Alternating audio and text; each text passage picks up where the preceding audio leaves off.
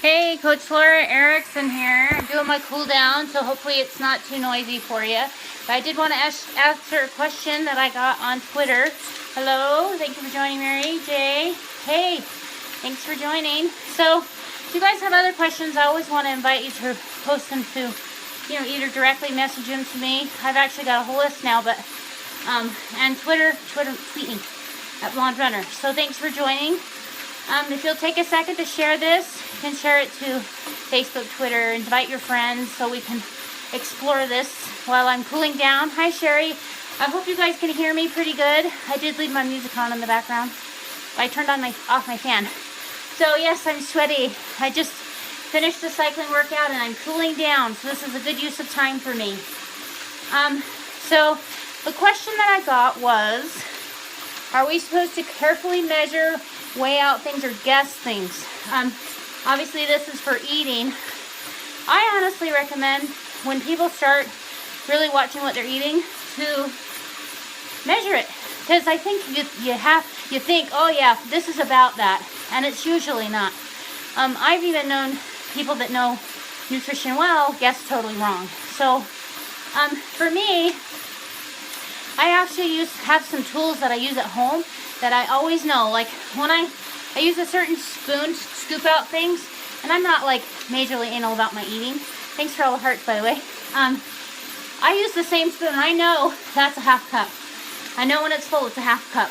And so you can do some things like that, so you're not always, your family's looking at you like you're filling all your measuring cups. I will say, however, if you're like me, I do like ice cream. I rarely eat it, but I like it a lot. So if you have something that you really like a lot, I highly recommend measuring it. Matter of fact, when I'm really watching myself and I happen to indulge in ice cream, I use the half a cup. I actually eat out of the half a cup thing, because if I don't and I'm like, oh yeah, that's it, that's about a half cup, I dish it up myself, I always go over, of course, because it's yummy. So, but I don't have a lot of dairy, but when I do like it. I just think it's healthier to kind of stick to fruits and vegetables. But yeah, even with those, it's a good idea to measure. Everything has different calories, so it's good to learn to write it down. What do you think of dates with cashews to take for long runs? Fine, if that works well for you. For me, when I run, I really don't like pieces of stuff in my mouth. Now, when I ride, I often will eat things that have pieces. That's fine, but I don't like little pieces of nuts in my mouth. I don't usually use nuts on a run. I use more of a carbohydrate source. I've done granola bar before. They don't seem to leave too many chunkies in my mouth. So it's really probably a comfort thing. I would use probably the nuts and dates after a workout, honestly. And use more of this is why I actually make my own gels and stuff, but they're really messy to package yourself. So I do use a lot of the commercial ones, but that's the idea, that it's really easy to use. What I use actually a lot is this Cocoa Go. I use this product when I run a lot because I tend to do better with liquids on running, and it's fairly light flavor. Cocoa Go tastes really good. It's got electrolytes, but it gives me some calories, but it's not like, overpowering. Sometimes you have really sugary stuff, and it there's this chunk in your throat, that you're swallowing this blob of yucky goo. I don't like that. So that's why I like Cocoa Go, because it's a little tart. It's enough where I really like the flavor in it. And it doesn't get that gooey, too sugary. And I really like to go more on the liquids. I think a lot of people screw up, when they're not feeling good in a race, feeling like dying, they think, oh, I'm going to eat more. Usually what they need to be doing is they need to be drinking more. Usually it has to do with an electrolyte issue. They didn't have enough electrolytes and they're dehydrated, but they feel awful, so they eat more. But if they're dehydrated, it makes them more dehydrated, because you need water to digest foods. So, but back on portion control, I know there's some programs out there that you can do that help with portion control using containers. I think that's really valuable. That can be a really good tool. I don't like that restriction, but I think if you're really trying to learn, I've done that stuff before, so to me, I've kind of learned through all that. I've learned that our perspective on what we think we're having is not the same as what's actually happening. I think that's what's so valuable about tracking it. And you've heard me talk about MyFitnessPal like 10 million times, but I really do think it's a great tool. So, you know, if you're not on it, give it a try. It's really simple. It's portable. You can use it on your phone anywhere you go. And, you know, give it a try. But do really measure out things. I want you to know, too, there is a feature on there. You can, somebody asked this week, or Michelle, if you're on there, asked me, you know, you can set chimes. Like if you forget to log, you can set it to where it will remind you on your phone to log if you haven't logged that day. And you can look at different, I encourage you also, as you're measuring things and everything, to look at the nutrients too. And then choose something to work on. You know, hey, gee, my potassium's always low. What can I do to improve that?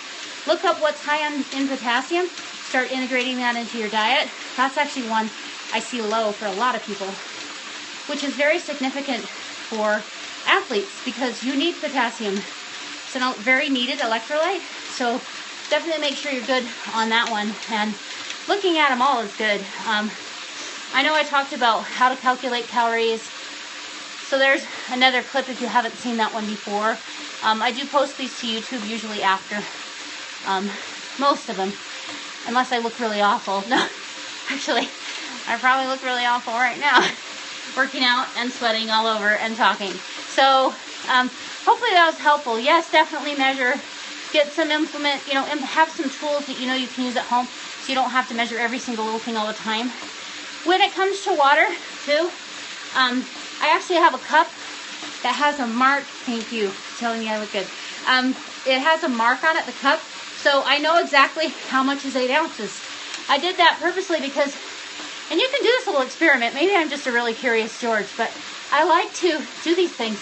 I got out a lot of cups one day, all the cups we had, and I measured out 8 ounces, and I dumped them all in the cups.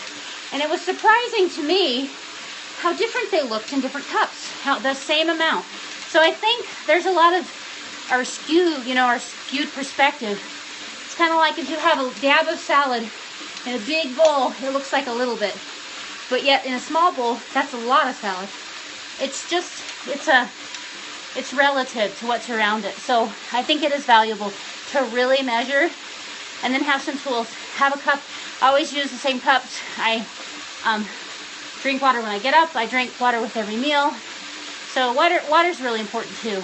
So yeah, I would definitely measure it first. And then I think always measuring it or checking up on yourself is a good thing to do with portion control. This is actually a big problem for a lot of people. They have no perception of how much they're having. Most of the time, if you look at a cereal box, it'll say like half a cup or 3/4 of a cup for a serving. Go ahead and measure that out and put it in a bowl.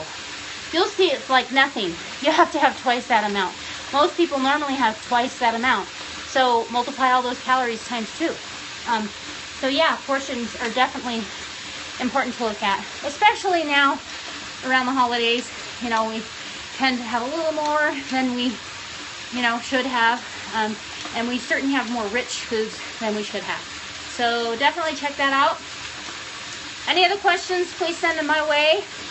Hopefully this was helpful for you, and I hope you're having a healthy day. If you haven't got your exercise in, I hope you can see how happy I am riding my bike and that you're inspired to get on your bike. Or something, do something, whatever you enjoy. But have a great day, make it a healthy one. Talk to you later.